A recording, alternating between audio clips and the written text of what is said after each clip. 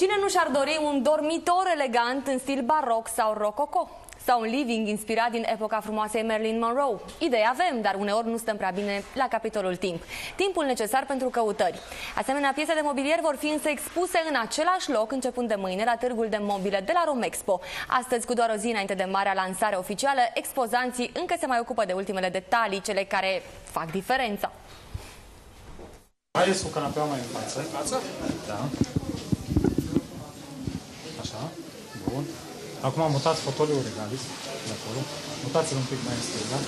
E agitație mare azi la târgul de mobilă de la Romexpo. Cu doar câteva ore înainte de deschiderea oficială, producătorii de mobilă au multă treabă. Aranjează tapetul, fac măsurători, lustresc mobila. Toți sunt contra cronometru. Mai avem ceva retușuri, decorațiuni de expus, tablou, lumini de reglat, farfurii puse, pahare în vitrine. Dar efortul merită. Doar așa clienții pot admira mobila lucrată în fabricile lor, acolo unde lemnul masiv este sculptat cu grijă pentru a obține cele mai elegante linii. Mai ales că producătorii trimit o mare parte din marfă la export. Noi nu vindem mobilă numai pe piața românească, majoritatea pe fosta URSS, Ucraina până în Caucaz și trebuie undeva să combinăm, să avem vânzare acoperită peste tot, gusturile de acolo și de la noi. La târg însă găsim mobilă pentru toate gusturile și mai ales pentru toată casa.